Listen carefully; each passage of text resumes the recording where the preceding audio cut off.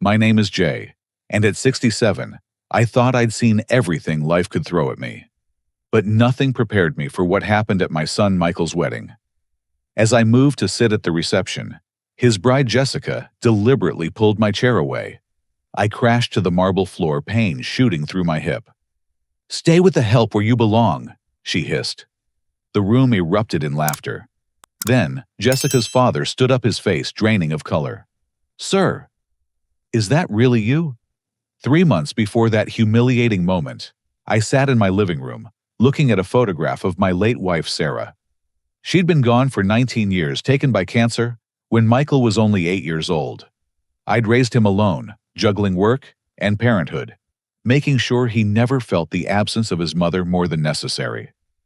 We'd built a life together, just the two of us, sharing baseball games, homework sessions, and countless dinners at our small kitchen table. Michael had grown into everything a father could hope for. He graduated from Northwestern University, with honors, landed a position at a prestigious marketing firm in Chicago, and carried himself with the quiet confidence I'd tried to instill in him. We maintained our tradition of Thursday night dinners, where we'd catch up over pot roast or grilled chicken, talking about everything from his latest client presentation to the Cubs' chances this season. That Thursday evening in March changed everything. Michael arrived at my door with an energy I hadn't seen since he'd gotten his college acceptance letter. His eyes sparkled with excitement as he settled into his usual spot at the dinner table. "Dad, I have news," he said, barely able to contain himself. "I'm engaged." The words hung in the air between us. I'd known he'd been dating someone for about 6 months, but this seemed sudden. I forced a smile, wanting to share his joy. "That's wonderful, son. Tell me about her." "Her name is Jessica Sterling. Dad, she's incredible.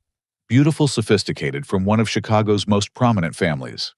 Her father is Richard Sterling, the real estate developer." I nodded, though the name meant nothing to me. What mattered was my son's happiness. "When do I get to meet her?" "How about tomorrow night? She made reservations at Alinea." Alinea.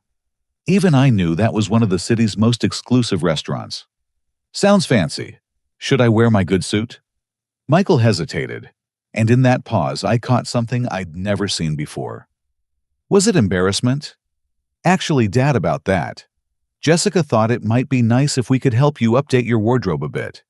You know, for the wedding and everything." I looked down at my clothes. Clean khakis, a pressed button-down shirt. Nothing fancy, but respectable. "What's wrong with how I dress?" "Nothing. Nothing at all." Jessica just thought, "Never mind. Tomorrow at 7? The next evening, I arrived at Alinea, feeling distinctly out of place. The maitre d' looked at me as if I'd wandered in by mistake until I mentioned Michael's name. He led me to a table where Michael sat with a young woman who looked like she'd stepped out of a fashion magazine. Jessica Sterling had platinum blonde hair, styled to perfection, wearing a dress that probably cost more than my monthly mortgage payment. "You must be Jay," she said, extending a manicured hand. Her smile didn't reach her eyes. "Michael has told me so much about you." "All good things, I hope." She laughed, a tinkling sound that seemed practiced. "Of course. He mentioned you work in building maintenance." I caught Michael's eye. We'd never discussed my work in those terms. "I manage properties, yes." "How quaint," Jessica said, turning to Michael. "Darling, should we order? I have that charity board meeting at 9. Throughout dinner, Jessica directed most of her conversation to Michael, occasionally throwing me a patronizing smile. When the valet brought their cars around, she looked at my 2010 Toyota Camry with barely disguised disdain. "Is that yours?" she asked, though the answer was obvious. "Gets me where I need to go," I replied. She placed a protective hand on Michael's arm. "Michael deserves so much better, doesn't he? A father should set an example." I saw Michael's jaw tighten, but he didn't defend me. Instead, he kissed Jessica goodbye and waited until her BMW disappeared into traffic before turning to me. "She didn't mean it like that, Dad. Jessica just has high standards. She comes from a different world." "I can see that. Give her a chance. She makes me happy." What could I say? My son was in love. But as I drove home in my quaint Camry, I couldn't shake the feeling that something was off about Jessica Sterling. Over the next few weeks, I watched my son transform. He started shopping at stores I'd never heard of, wearing watches that cost more than some people's cars. Our Thursday dinners became less frequent. First, he had a client emergency. Then, Jessica had planned something. Soon, he was canceling more often than showing up. When he did come by, he seemed different. He'd look around my modest home with new eyes, as if seeing it for the first time. One evening, he suggested I might want to update the furniture. "This couch has been here since Mom was alive," I reminded him. "Exactly," he said, missing the point entirely. "Jessica knows an excellent interior designer. I like my home the way it is." He sighed, running a hand through his newly styled hair. "Dad, I'm trying to help. Jessica's family has certain expectations. When we have dinner parties, when we entertain, are you ashamed of where you came from?" The question hung heavy between us. Michael couldn't meet my eyes. "Of course not. Things are different now." 2 weeks later, I learned he'd moved out of his apartment and into a luxury high-rise with Jessica. He hadn't told me, hadn't asked for help moving. I found out when I stopped by his old place and found new tenants. When I called him, he sounded distracted. "Sorry, Dad, it happened so fast. Jessica handled everything. Hey, can I call you back? We're at a wine tasting." He never called back. The breaking point came when I drove to his new building, hoping to surprise him for lunch. The doorman wouldn't let me up without calling first. While I waited in the marble lobby, I heard voices from the elevator bank. Jessica emerged with 2 other women, all dressed for some upscale function. "Michael's father is sweet," Jessica was saying, in a simple sort of way. "Michael says he was just a maintenance man, struggled financially his whole life. It's admirable, really, how Michael succeeded, despite his background." "You're so generous," one of her friends replied, "taking on that family situation." "Well, once we're married, I'll make sure Michael doesn't have to worry about supporting him anymore.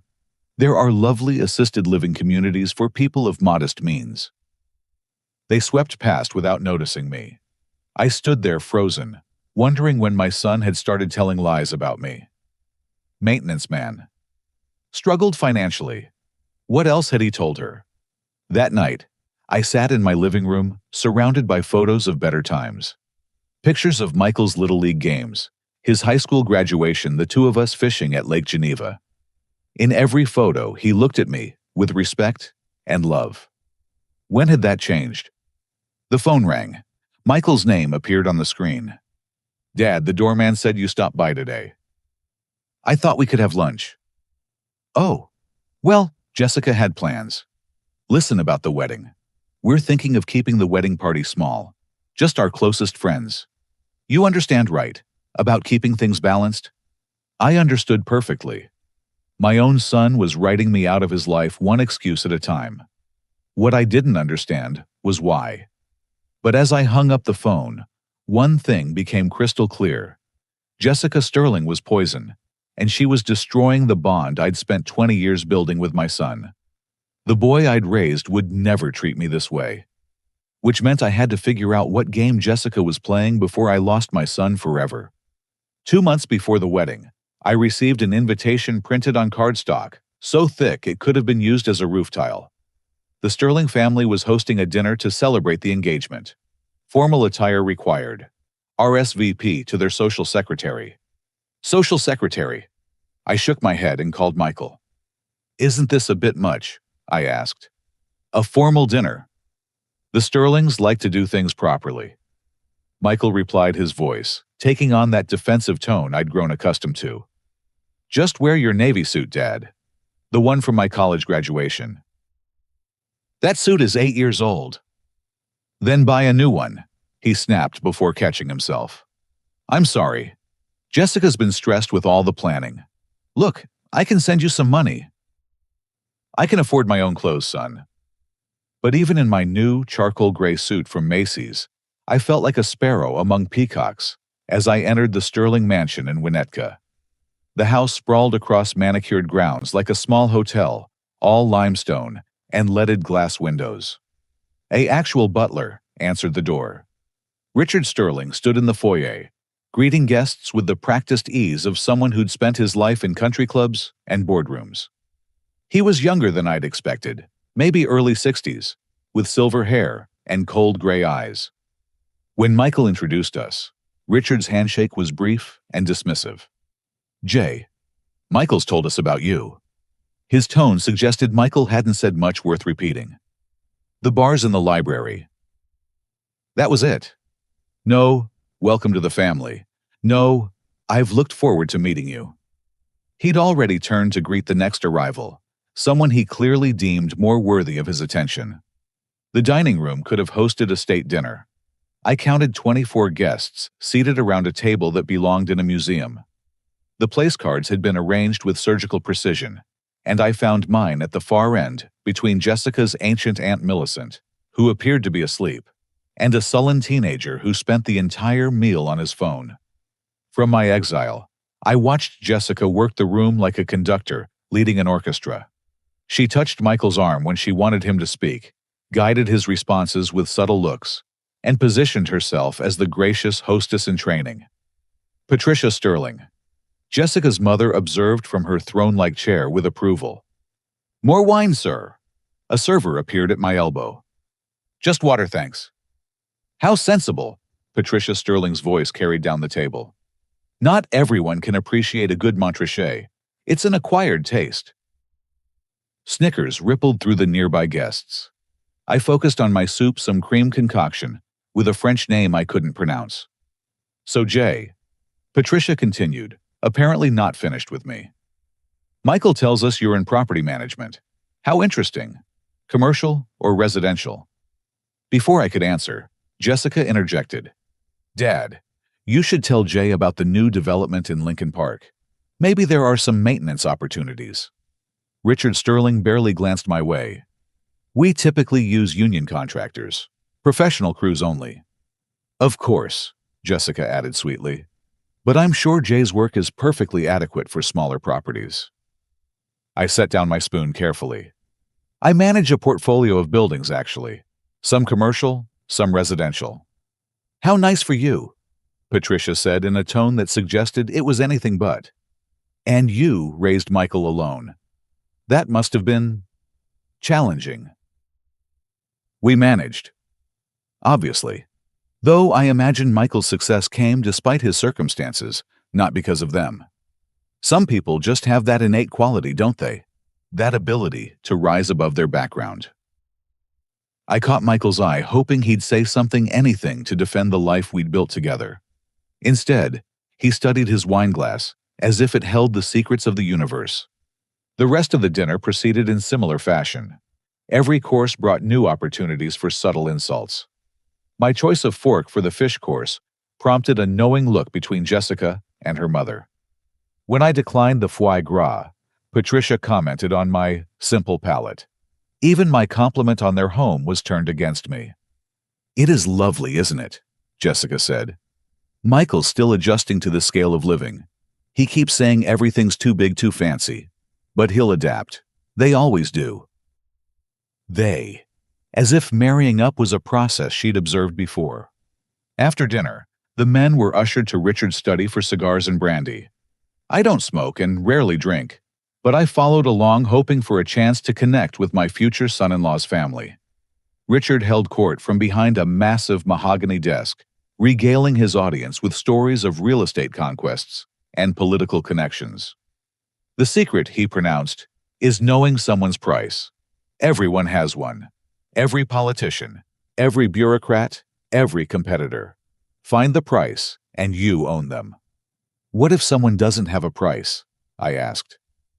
The room fell silent. Richard studied me with those cold gray eyes. "Then you haven't looked hard enough," he said finally, "or they're lying to themselves about what they really want." I excused myself to find the bathroom, but took a wrong turn and ended up in a hallway lined with family photos. Jessica appeared in dozens of them, always posed, always perfect. But something was off. In what should have been high school photos, She looked older than her supposed age, and there were gaps years that seemed to be missing entirely. Lost? I turned to find Jessica watching me, her smile sharp as winter ice. "Just admiring the family photos," I said. "How sweet. Michael mentioned you're sentimental about family history. All those old photos you keep, those dusty albums. It must be hard living in the past." "I prefer to think of it as honoring the past." She stepped closer, and for the first time I saw beneath the perfect facade. There was something predatory in her eyes. "Michael's future is with me now," she said softly. "He doesn't need reminders of where he came from. He needs to focus on where he's going." "And where is that exactly?" "Places you couldn't imagine. The Sterling name opens doors. The right clubs, the right connections, the right life. Things She paused, savoring the moment. Maintenance man could never provide. "Is that what Michael told you, that I'm a maintenance man?" Her smile widened. "Isn't that what you are? Oh, you might manage a few rundown properties, collect rent from people who can't afford better. But essentially, you fix broken things for a living. Michael deserves more than that legacy." I heard voices approaching and stepped back, but Jessica wasn't finished. "I'm going to give Michael everything he deserves," she whispered.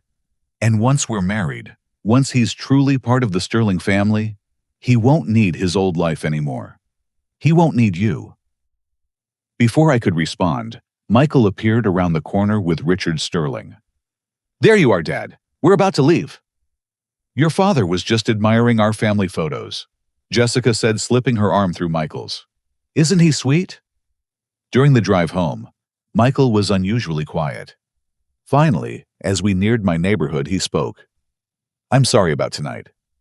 "Are you?" He sighed. "They're not bad people, Dad. They just live differently. Your fiancé just told me I'm not going to be part of your life after the wedding." "She didn't mean it like that." "How many ways can you interpret being told you're not needed?" Michael pulled into my driveway and put the car in park. For a moment, I saw my son again, the real one, confused and torn between two worlds. "I love her, Dad." "I know you do, but love shouldn't require you to erase who you are." "I'm not erasing anything. I'm evolving, growing. Is that so wrong?" I looked at my son dressed in his $1,000 suit, wearing a watch that cost more than most people's yearly salary, and I realized I was losing him. Not to death like I'd lost Sarah, but to something almost worse, willful abandonment. "No, son," I said quietly. "Growing isn't wrong. But forgetting where you came from, lying about who your father is, that's not growth. That's betrayal." I got out of the car before he could respond. As I watched him drive away, I wondered if Jessica Sterling had already won. She'd poisoned my son against his own history, made him ashamed of the life we'd built together. But she'd also made a mistake. She'd shown me her true face, revealed her intentions too clearly. And while she thought she was dealing with a simple maintenance man, she had no idea who she was really up against. That night, I opened a box I hadn't touched in years.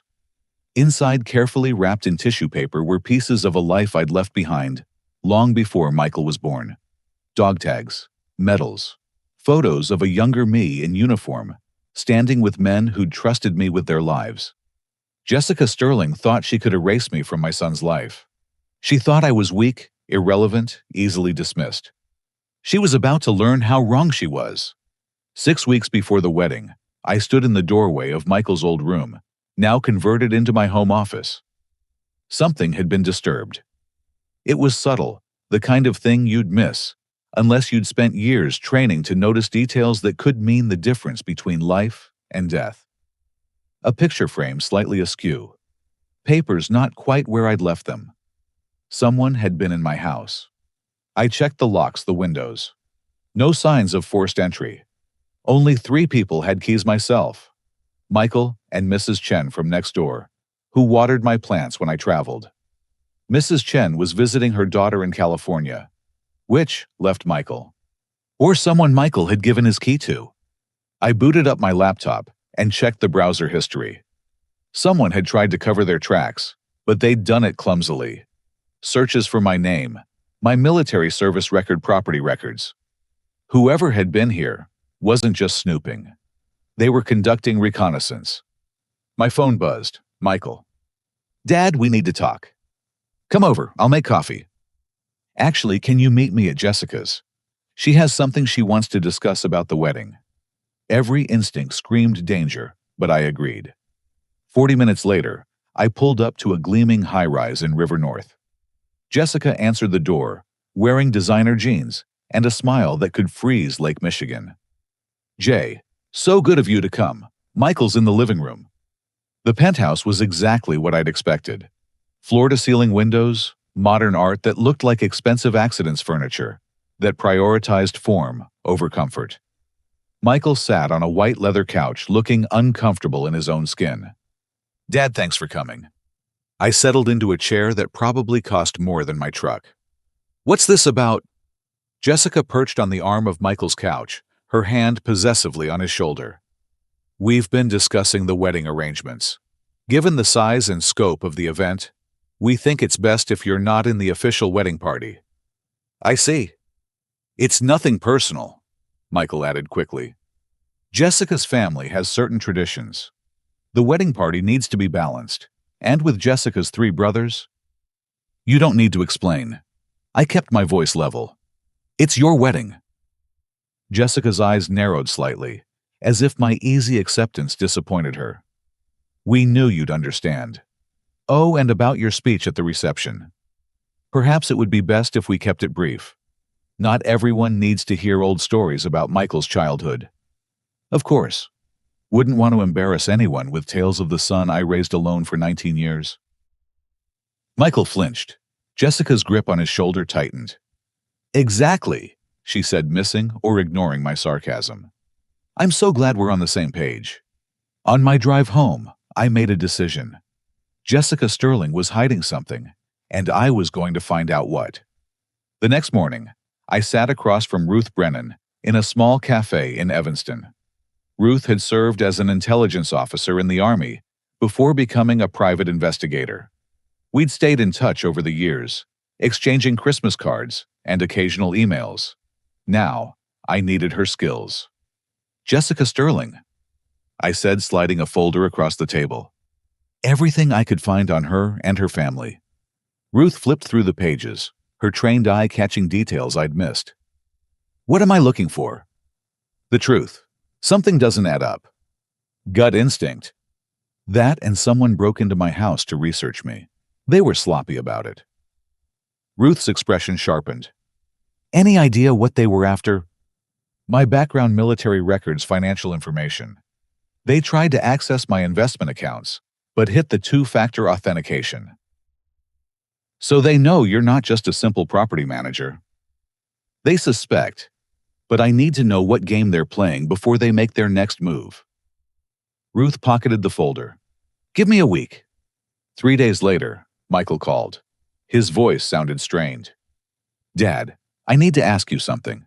Have you noticed any unusual charges on your credit cards? No, why? Jessica's been getting these weird charges. Designer stuff she didn't buy. She thinks maybe there's some identity theft ring targeting the wedding vendors. My skin prickled. Has she filed a police report? She doesn't want the publicity. Her father knows people who can handle it discreetly. Of course he did. Tell her to be careful. Identity theft is serious business. After we hung up, I pulled up my financial accounts. Everything looked normal, but I changed all my passwords anyway. Then I called my attorney, David Morrison. I need to update some documents, I said. Quietly. Ruth called that evening. Can you meet, not the cafe, your house? An hour later, she spread photos and documents across my kitchen table. Your future daughter-in-law is quite the interesting character. Let's start with the basics. Her name isn't Jessica Sterling. I leaned forward. What? Oh, she's legally Jessica Sterling now. Has been for about 5 years. But she was born Jessica Kowalski in Detroit. Changed her name when she was 23. People change their names. Maybe she wanted something that sounded more upper class. Yeah, that's what I thought. But then I found this. Ruth pulled out a newspaper clipping.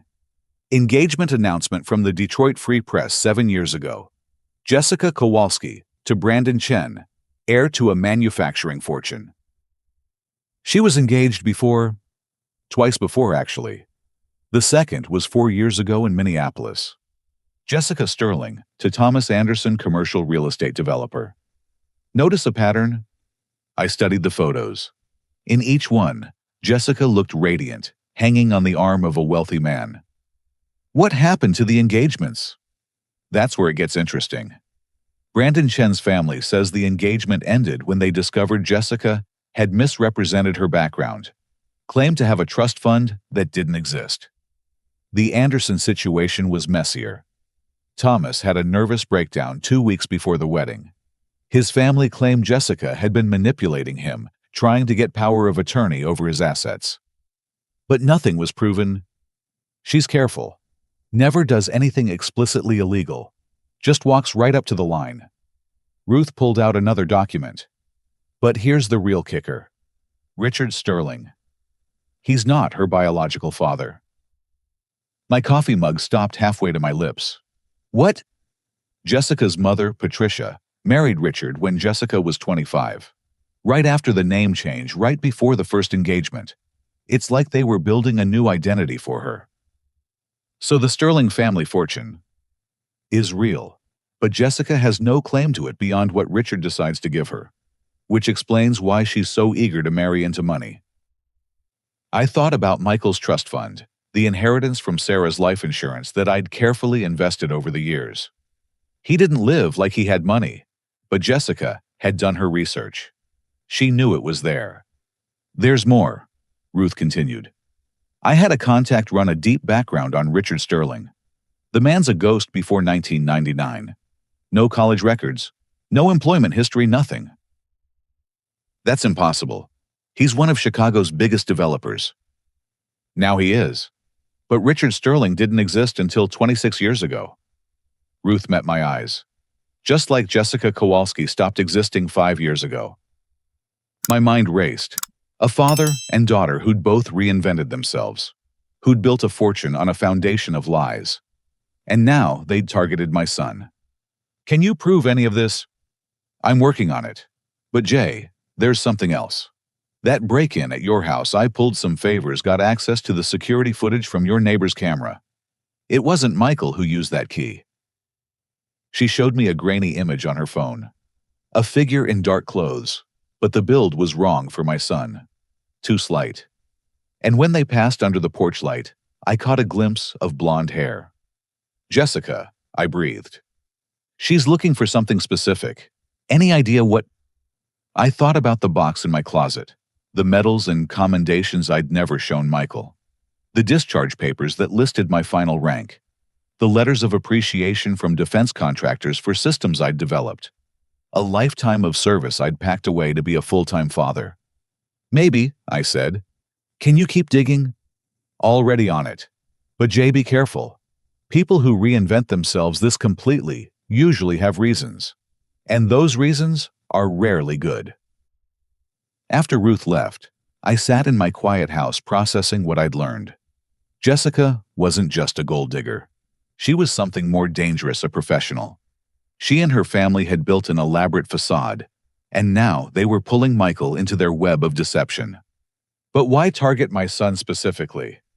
There were wealthier families in Chicago, easier marks. Unless.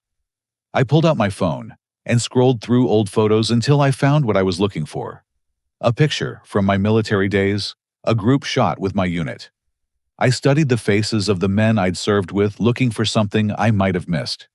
There, in the background, a supply sergeant I'd court-martialed for theft and conduct unbecoming. He'd sworn he'd get revenge, that he'd make me pay for ruining his career. But that was decades ago, and his name wasn't Sterling. It was Stellman, Richard Stellman. My hands shook as I set down the phone. It couldn't be. But the age was right. The timeline fit. Remove 26 years of aging, add some plastic surgery, and the face in the photo could be Richard Sterling. I needed more proof before I acted on this theory. But if I was right, this wasn't about money. This was about revenge. Richard Stellman had reinvented himself, built a fortune on stolen dreams, and now he was using his daughter to destroy mine. The phone rang. Michael again. Dad, I wanted to apologize about the wedding party thing. Jessica means well, she just… Son, I interrupted. I need you to listen to me. Really listen. Something's not right with Jessica and her family. Silence. Then, not this again.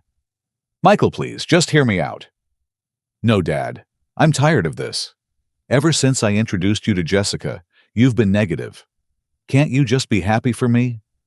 I am happy for you, but I'm also worried. There are things about the Sterlings. Stop. His voice was cold now. I know what this is really about. You can't stand that I'm succeeding beyond what you could give me. That I'm moving in circles you never could. Jessica warned me you might react this way. Jessica warned you about what? About how parents sometimes can't let go. How they sabotage their children's happiness because they're afraid of being left behind. Well, I won't let you do that to me. The line went dead. I stared at the phone, realizing how thoroughly Jessica had poisoned my son against me. She'd anticipated my concerns and preemptively framed them as jealousy. But I wasn't going to give up. Not on Michael. Not when the stakes were this high. I opened my laptop and began documenting everything. Ruth's findings, my suspicions about Richard's identity, the break-in, the strange charges Michael had mentioned. If Jessica and Richard were planning something, I'd be ready. They thought they were dealing with a simple property manager, a lonely widower who'd be easy to push aside. They had no idea who they'd really challenged. The war for my son's future had begun, and I never lost a war. 1 month before the wedding, I sat in David Morrison's law office, watching him review the stack of documents I'd brought. David had been my attorney for 15 years, ever since I'd started acquiring properties. More importantly, he understood discretion. You want to restructure everything, he said, looking up from the papers. Transfer all your properties to an irrevocable trust, liquidate certain assets, and establish a chain of control that bypasses Michael entirely until certain conditions are met. Can it be done quietly? Jay, what's going on? This is extreme even for asset protection. I'd known David too long to lie. I believe Michael's fiancé and her family are planning something. I need to ensure that no matter what happens, they can't touch what I've built. David studied me over his reading glasses. You think they're after your money? Among other things. I need everything locked down before the wedding. And David, I need you to do something else for me. I handed him a sealed envelope. If anything happens to me, if I'm suddenly deemed incompetent, or have an unfortunate accident, open this.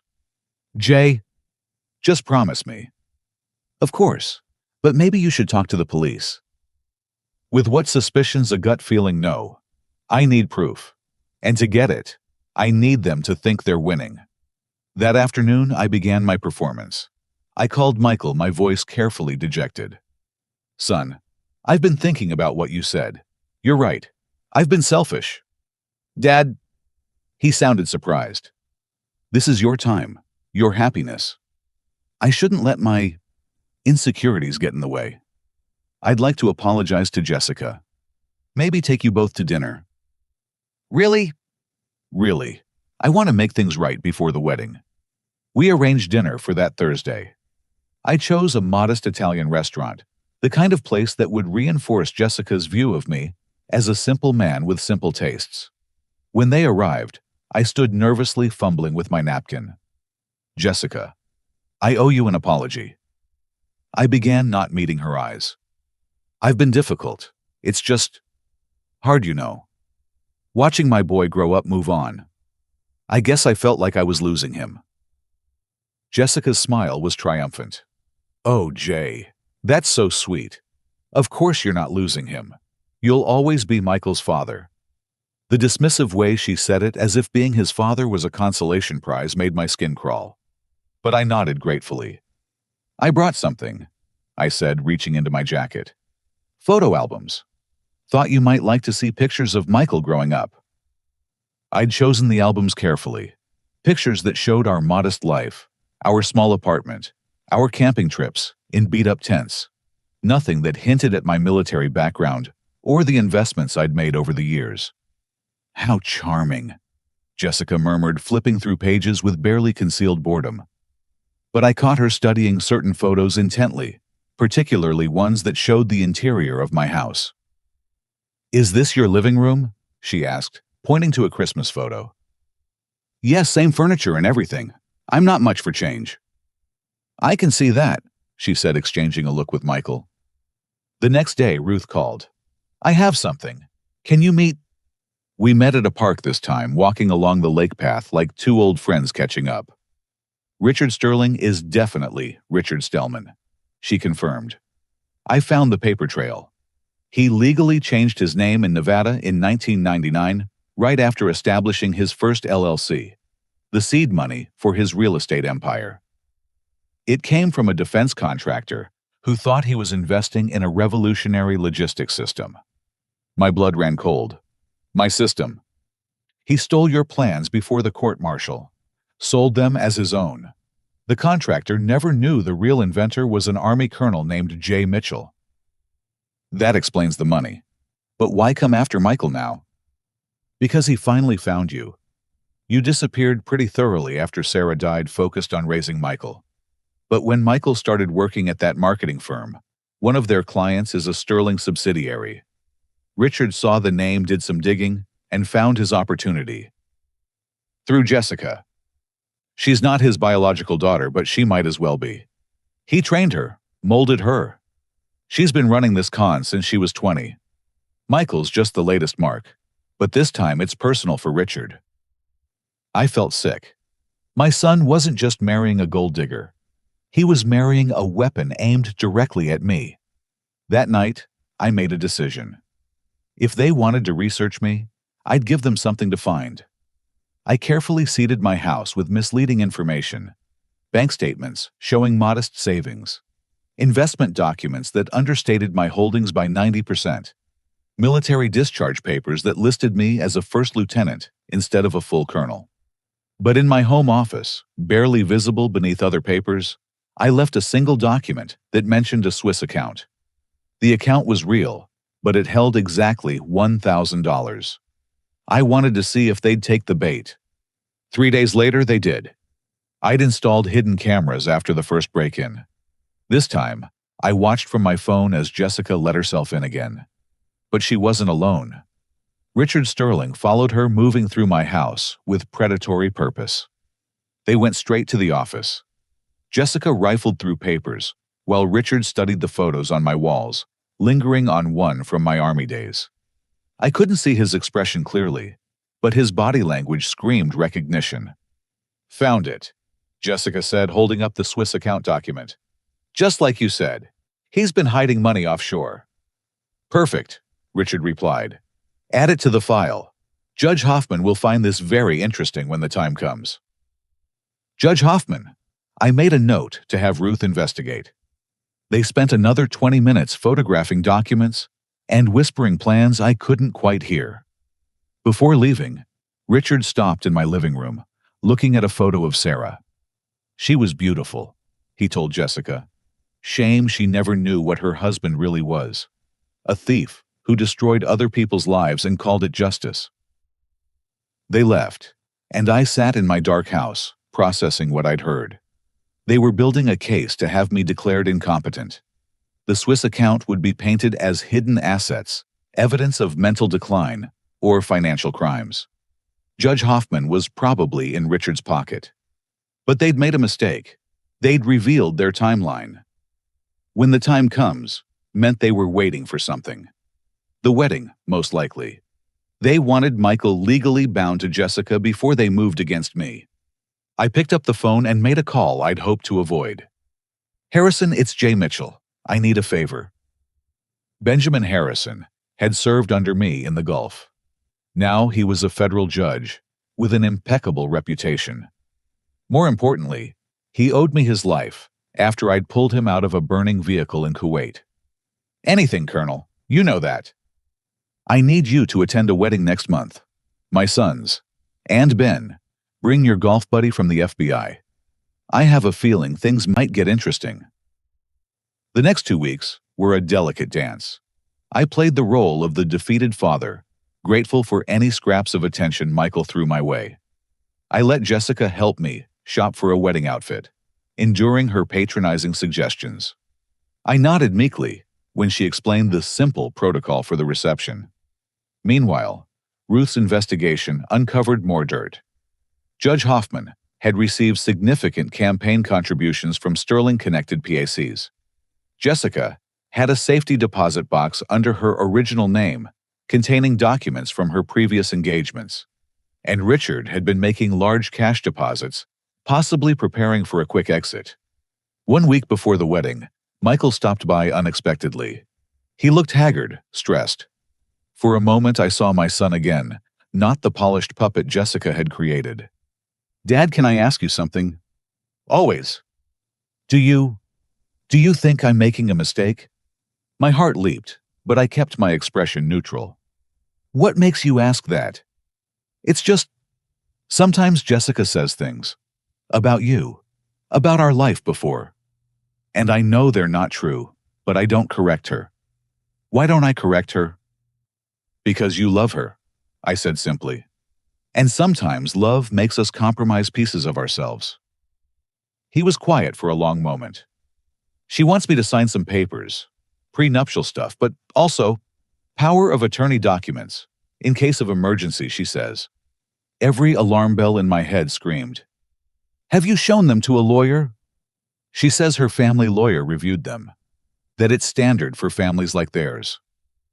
"Michael, please, just have your own lawyer look at them. For my peace of mind." He nodded slowly. "Okay, yeah, I'll do that."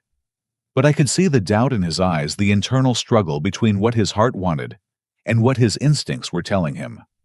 Jessica had wrapped him in silk threads, each one insignificant alone, but together strong enough to bind him completely. After he left, I made my final preparations. Ruth had compiled a comprehensive file on the Sterling family's fraudulent history. David had restructured my assets into an impenetrable legal fortress. Judge Harrison had confirmed his attendance at the wedding, along with several friends who happened to work in federal law enforcement. The trap was set. Now I just had to survive until the wedding. Richard and Jessica thought they were hunters closing in on their prey. They had no idea that the sheep they'd targeted was actually a wolf. A patient wolf who'd learned long ago that the best time to strike was when your enemy thought they'd already won. The wedding was in 1 week. The Sterling family was about to learn why you never underestimate a quiet man with nothing left to lose but his son. The week of the wedding arrived with all the subtlety of an incoming missile. Jessica had transformed into what I could only describe as a general commanding a campaign. Every detail was orchestrated, every moment scheduled. The Sterling family machinery operated at full capacity, and I watched from the sidelines, playing my role as the overwhelmed, out-of-place father. Tuesday morning, Ruth met me at a coffee shop far from our usual haunts. She looked grim. "They've accelerated their timeline," she said, without preamble. "My source at the courthouse says Judge Hoffman has been pre-signing documents. Competency evaluation orders, asset freeze papers, even an emergency conservatorship filing. All before they're legally family." That's the thing. Jessica added herself to Michael's bank accounts last week. Joint ownership. The moment they say, "I do," she has legal standing to petition for control of his finances. And if you're declared incompetent, she becomes responsible for my welfare too, as Michael's wife. I stirred my coffee thoughtfully. "What about the power of attorney documents Michael mentioned?" "I got copies. They're not just emergency documents. They give Jessica complete control over every aspect of Michael's life. Medical decisions, financial choices, even the ability to commit him for psychiatric evaluation if she deems it necessary." The full scope of their plan crystallized. Marry Michael. Have me declared incompetent. Take control of everything. And if Michael objected, they had papers ready to have him committed too. A 2-for-1 special on destroying lives. There's something else, Ruth continued. Remember those cash deposits Richard was making? He's been buying property in the Cayman Islands, setting up an exit strategy. How long do we have? Based on the document dates, they plan to file everything Monday morning, 2 days after the wedding. By the time anyone could challenge it, they'd be gone with whatever they could liquidate. I pulled out my phone and made a call. David, move everything to phase 2. Yes, tonight. The wedding rehearsal was Thursday evening at the Sterling estate. I arrived early, wanting to observe the setup.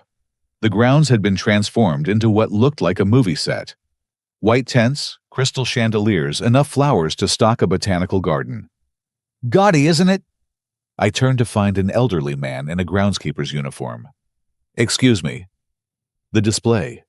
All this money spent on one day could feed a small country for what this costs. He studied me with sharp eyes. You're the groom's father. Jay Mitchell.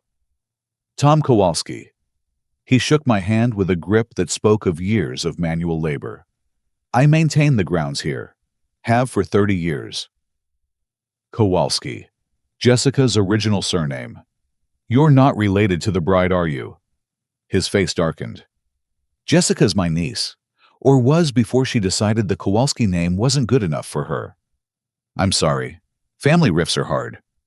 Rift implies two sides had a disagreement. This was abandonment. He glanced around, then stepped closer. Your boy seems like a good kid. Shame what they're planning. My pulse quickened. What do you mean? I hear things. Working grounds people forget you exist. Jessica and her stepfather, they've been preparing documents. Legal stuff. Heard them laughing about how easy it's been to fool you both. Why are you telling me this? Tom's weathered face twisted with old pain. Because 25 years ago, Jessica's mother was my sister. A good woman until she met Richard Sterling. He changed her, poisoned her against her own family. Now Jessica's just like them. Someone should warn your boy. I've tried. He won't listen. Then maybe it's time to stop warning and start acting. Tom pulled out a key ring. The main house has a service entrance.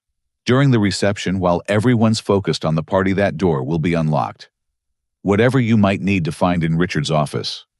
Well, grounds crew sometimes forgets to lock up.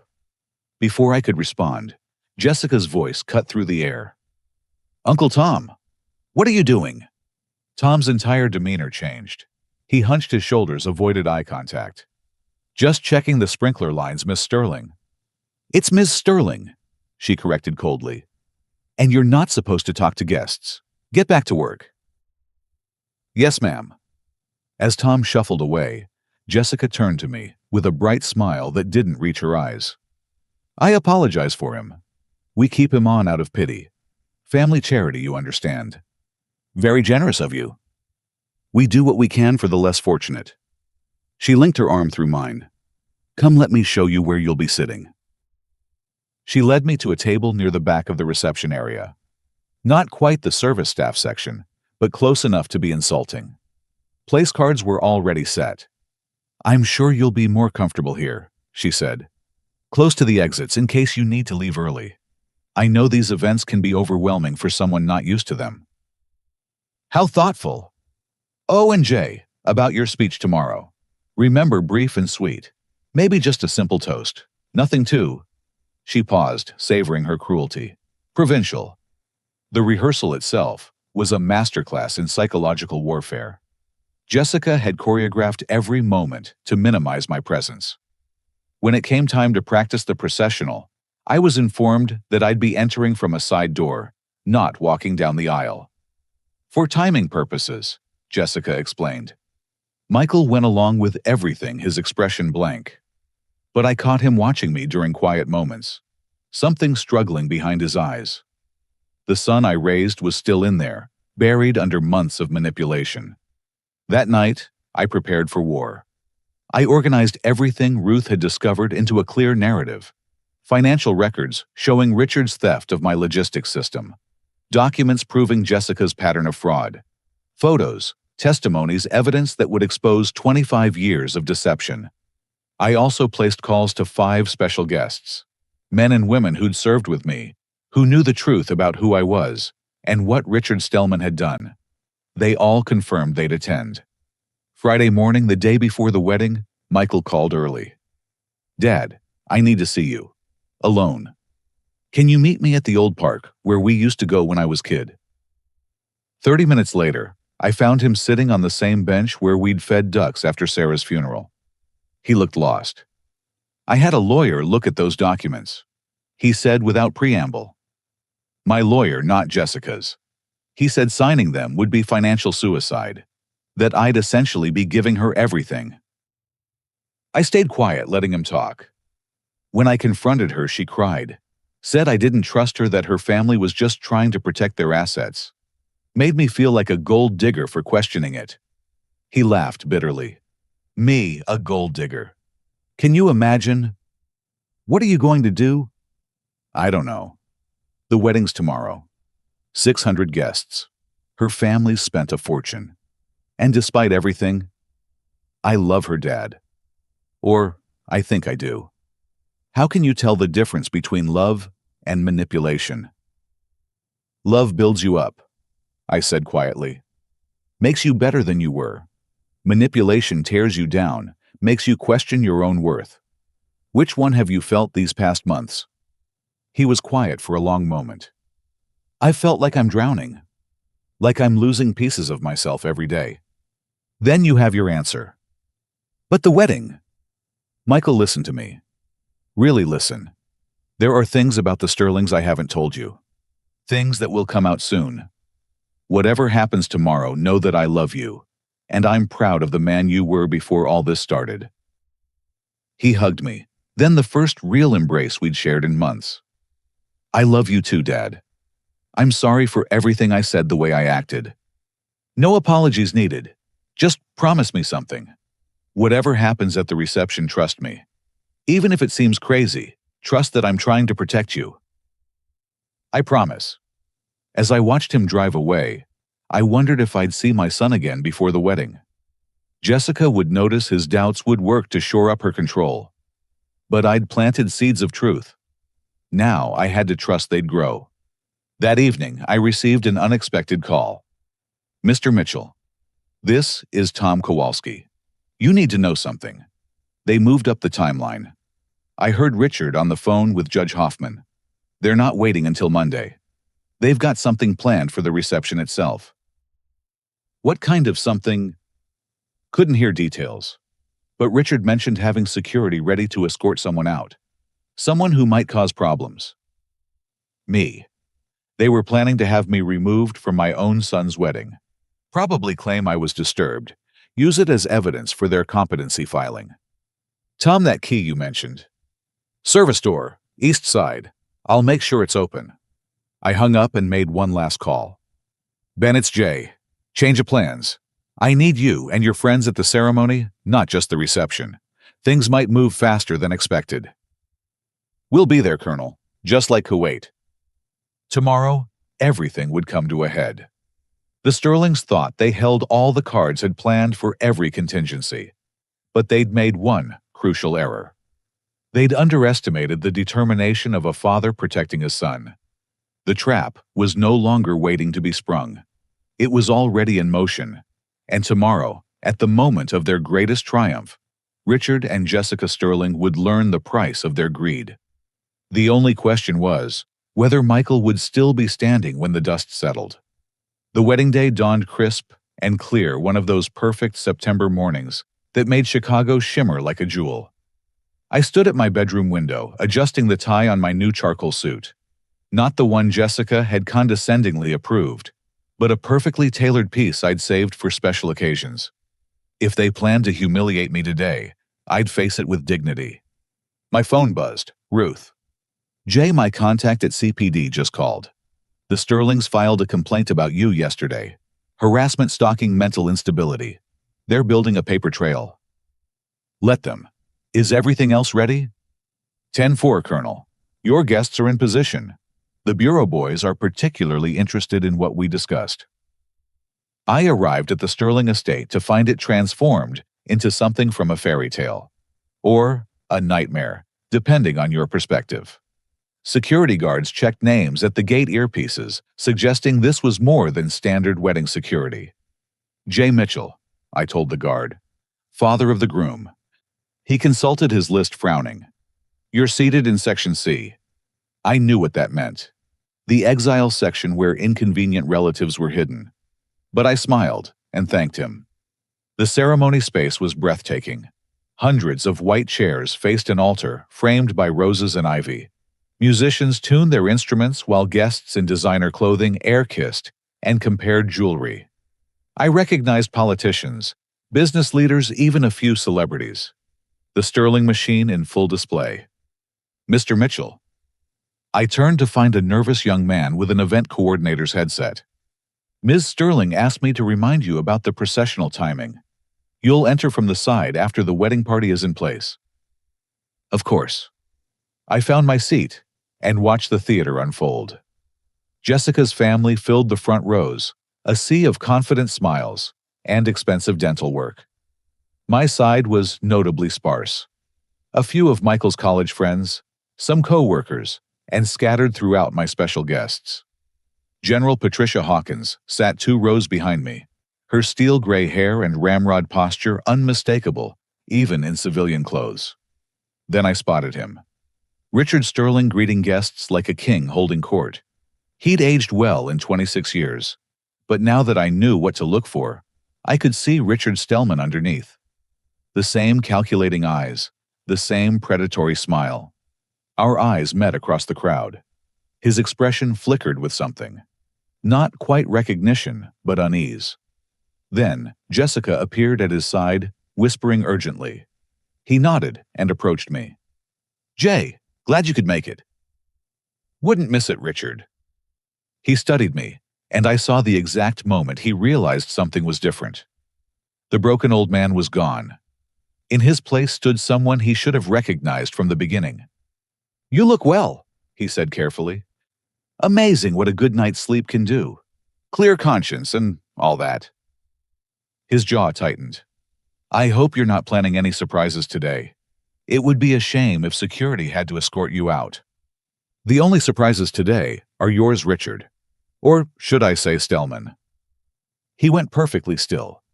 Behind him, Jessica's eyes widened. But before either could respond, the music began. Excuse me, I said pleasantly. I believe that's my cue. The ceremony itself was a blur of false emotions and practiced vows. I watched my son stand at the altar, looking handsome, but hollow. When the officiant asked if anyone objected, Jessica shot me a warning glare. I stayed silent. This wasn't the moment. Not yet. You may kiss the bride, the officiant announced. Applause erupted.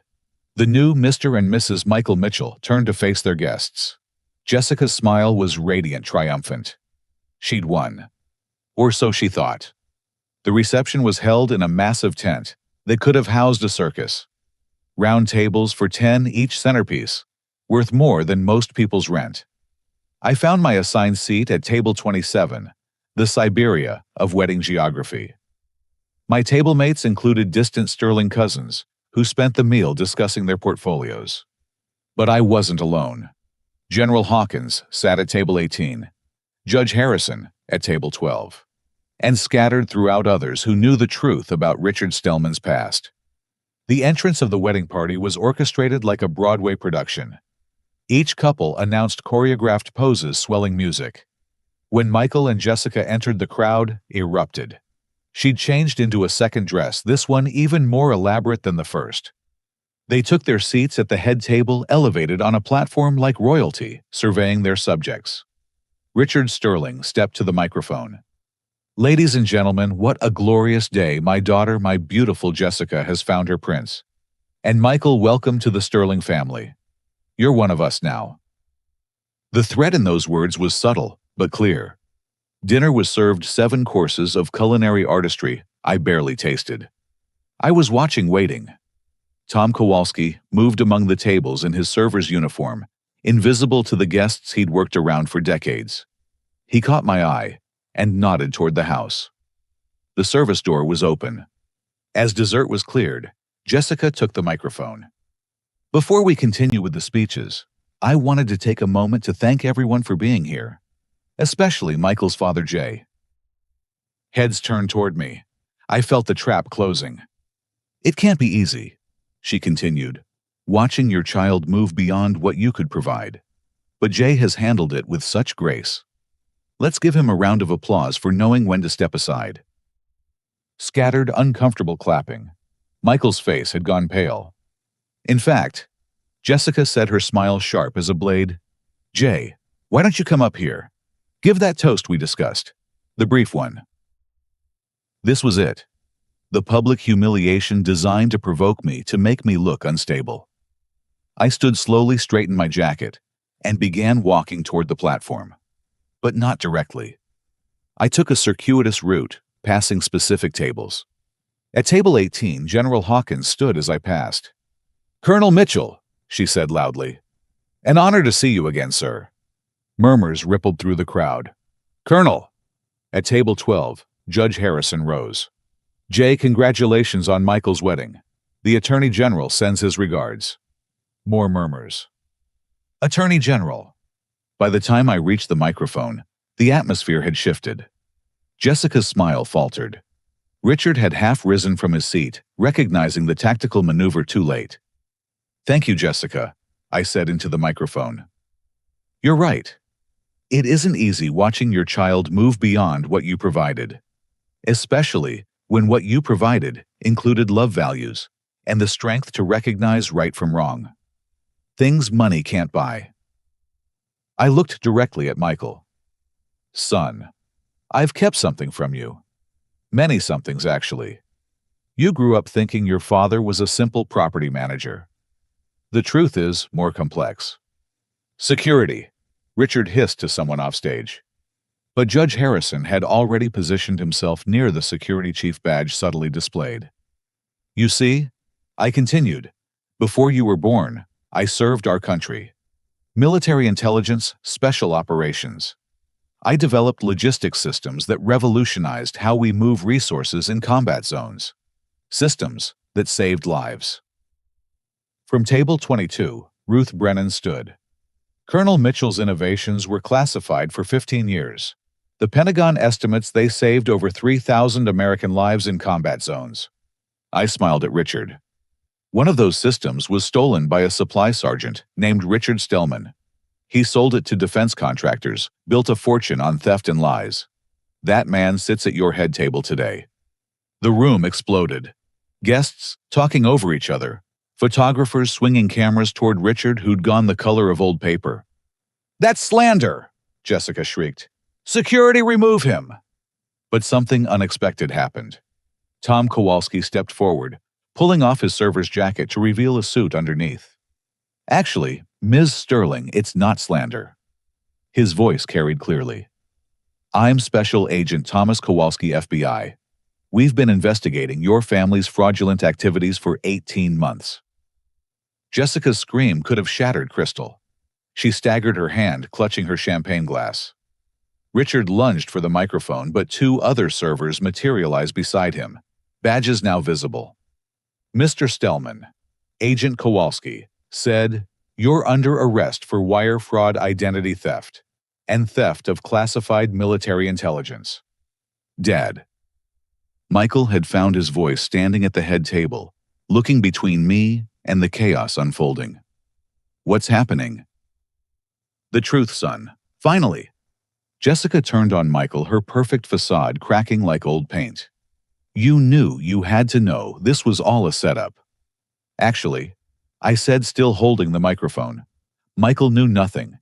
He was as much a victim as anyone. You targeted him because he was my son.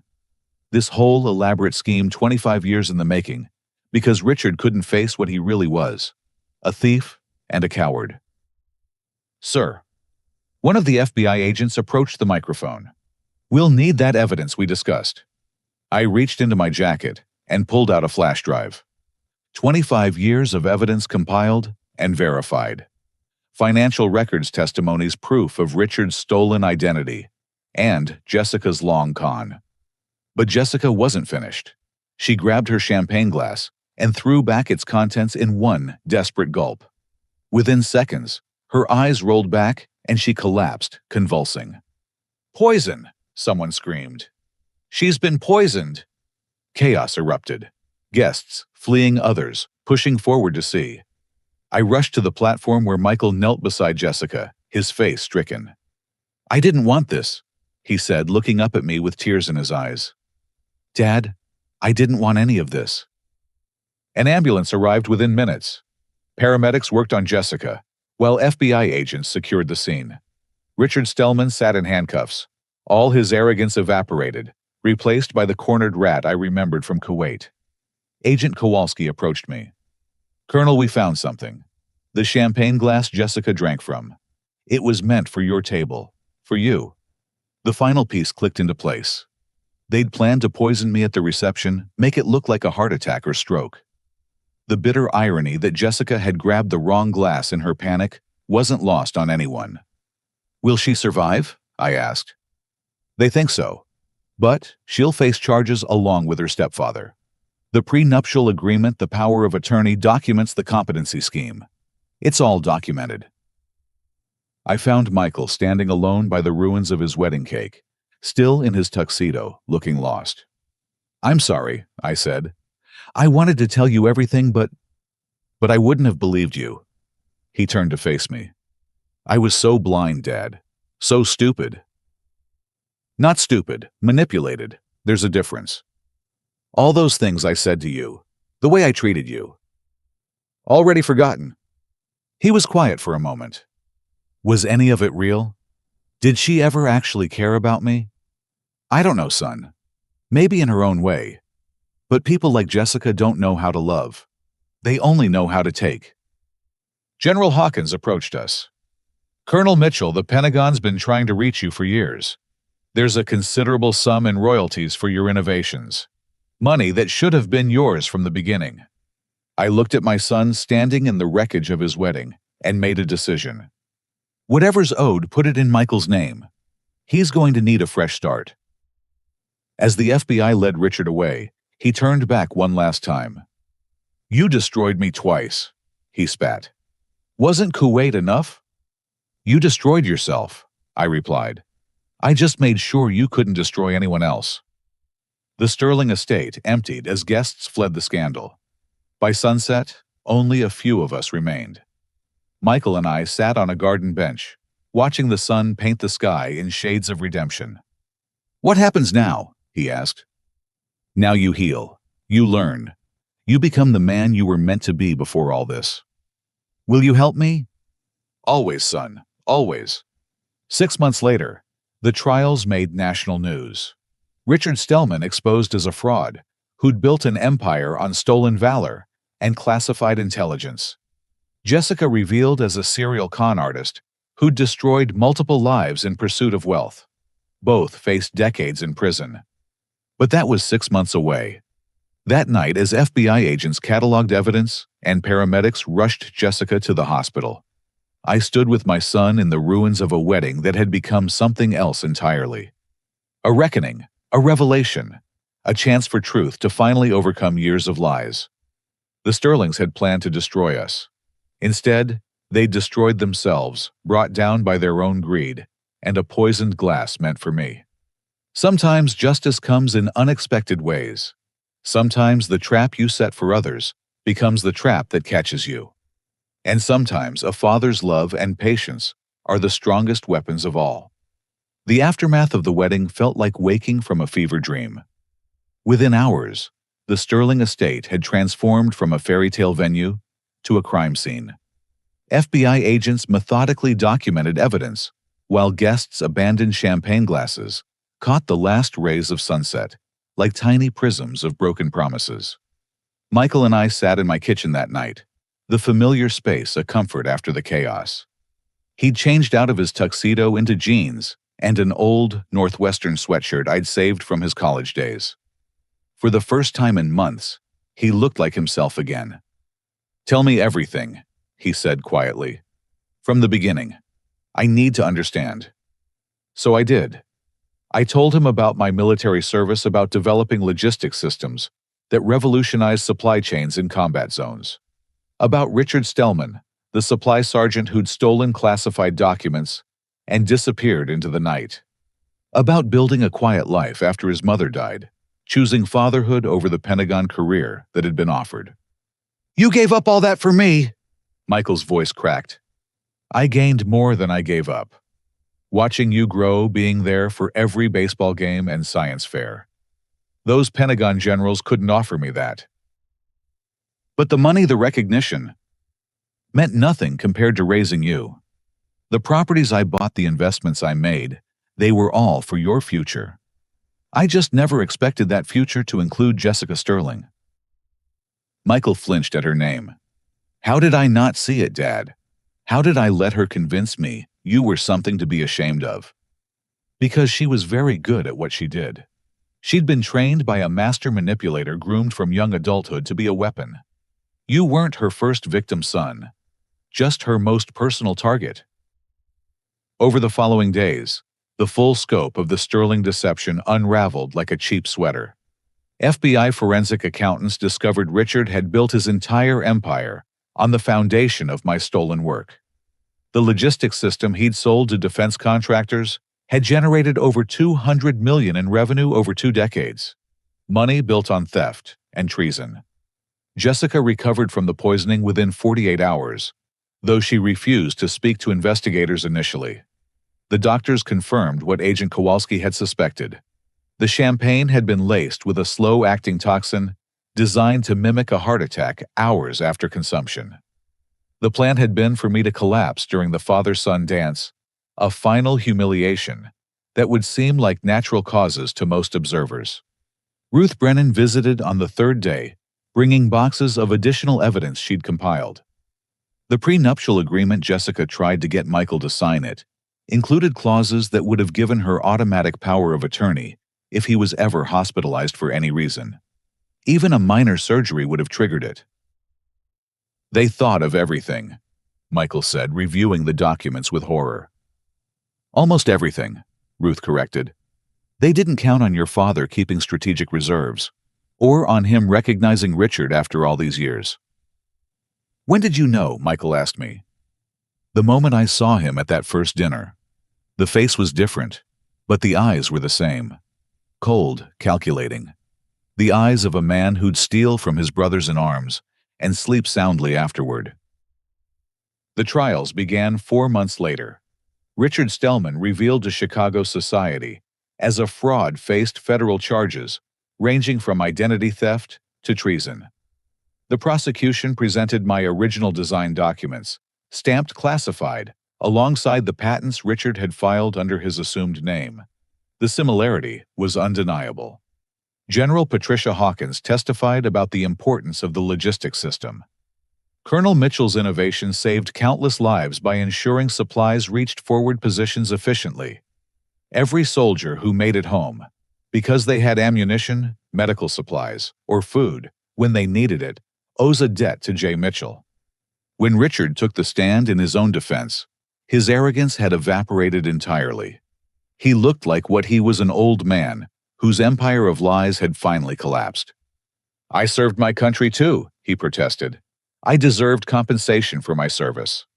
"So you stole from a fellow soldier?" the prosecutor asked. "Sold classified intelligence to the highest bidder." Mitchell had everything: commendations, promotions, respect. I had nothing. "You had honor," I said from the gallery, loud enough to be heard. "You threw it away for money." The judge gavelled for order, but the damage was done. Richard's face crumbled as he realized the full weight of what he'd lost. Not just his freedom or his fortune, but any claim to the stolen valor he'd worn like armor for 26 years. Jessica's trial was equally dramatic. Prosecutors presented evidence of her previous engagements, the pattern of deception stretching back years. Brandon Chen testified via video link from Singapore, describing how Jessica had nearly destroyed his family's business with forged documents. Thomas Anderson's psychiatrist detailed the emotional manipulation that had led to his breakdown. But the most damning testimony came from an unexpected source. The prosecution calls Patricia Sterling. Jessica's adoptive mother took the stand, looking every inch the society matron, but her composure cracked as she spoke. I thought I was helping her, Patricia said, tears streaming down her carefully made-up face. Richard said she needed a fresh start, a new identity, to escape an abusive past. I believed him. I believed them both. When did you learn the truth? The prosecutor asked. When the FBI showed me the evidence. 20 years of lies. My entire marriage, my family, all of it built on deception. She looked at Jessica. I loved you, like my own daughter. How could you do this to all of us? Jessica for the first time showed genuine emotion, but it wasn't remorse. It was rage. You were marks, she screamed. All of you stupid, wealthy marks who deserve to be taken. Her attorney tried to quiet her, but the dam had burst. Do you know what it's like growing up with nothing? Watching rich kids get everything handed to them? I earned every penny I took. You earned nothing, I said again, speaking from the gallery. You stole. From good people who trusted you. From my son who loved you. The judge gavelled again, threatening to clear the courtroom. But the truth was out. Jessica Sterling wasn't a misguided young woman. She was a predator who'd chosen her path willingly.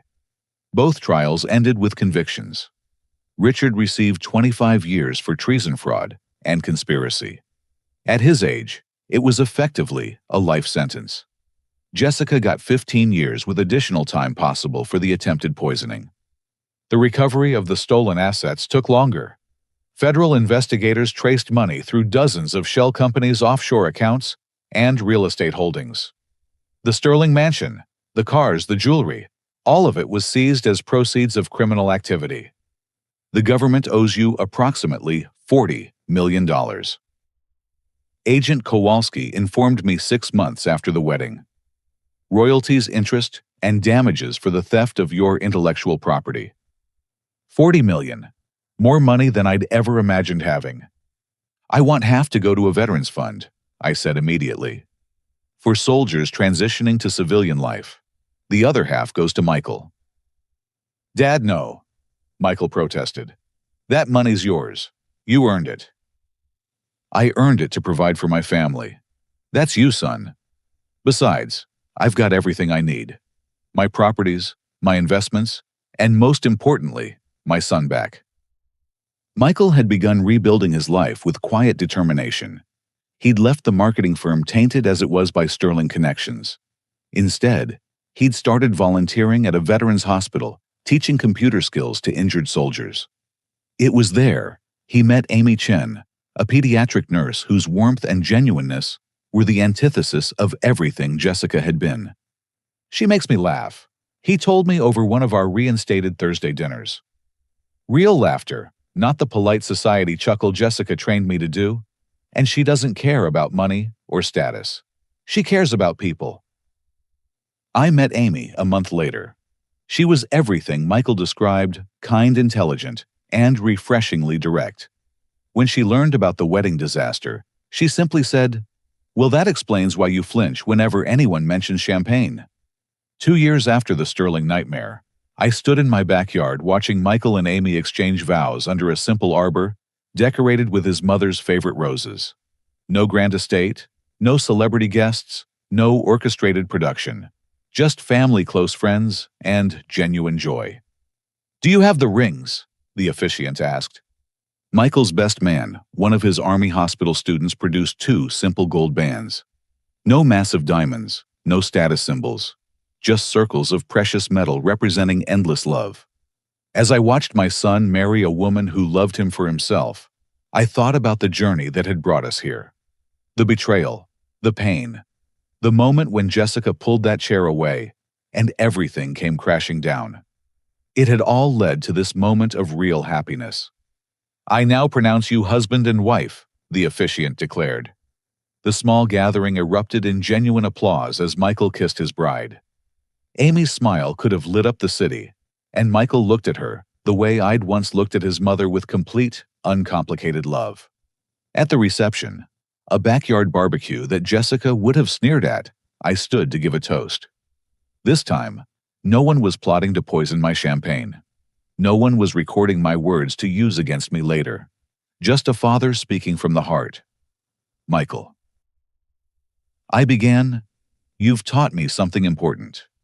Sometimes we have to lose our way to find our true path. You survived betrayal that would have broken many people. You came through it stronger, wiser, and more compassionate. Your mother would be so proud of the man you've become.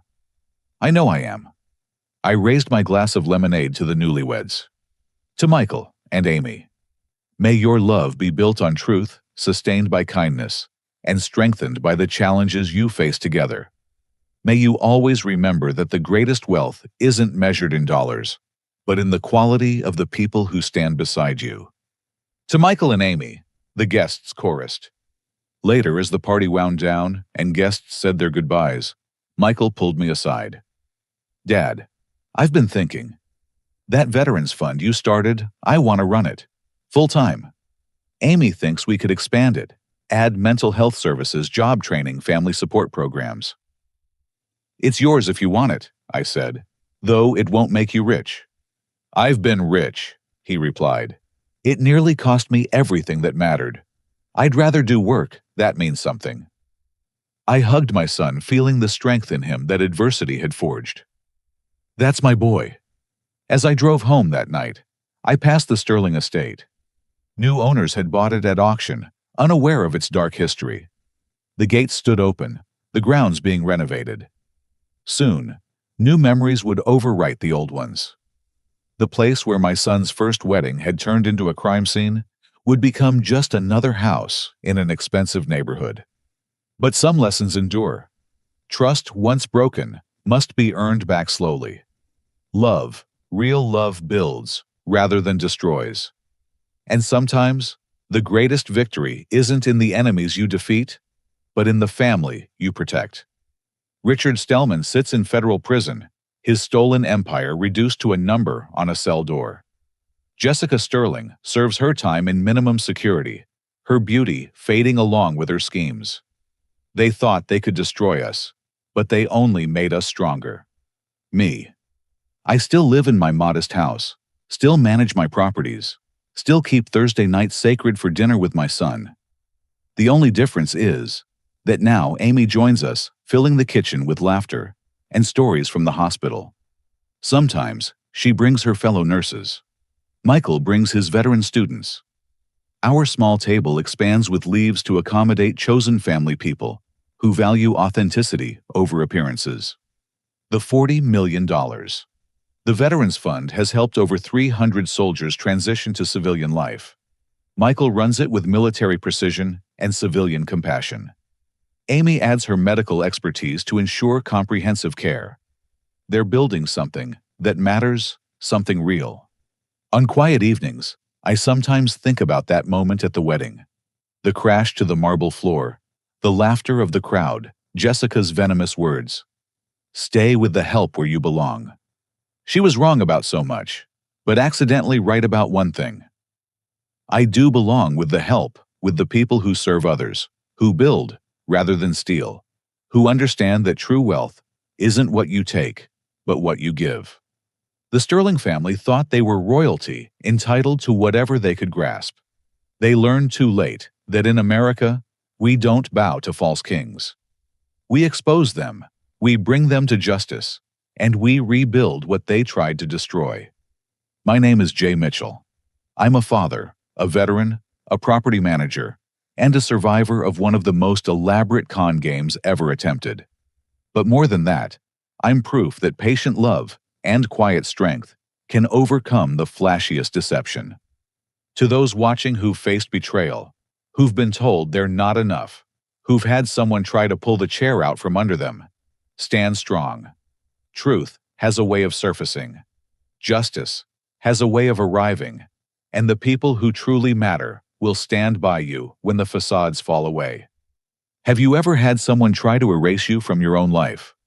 How did you fight back? Share your stories in the comments below.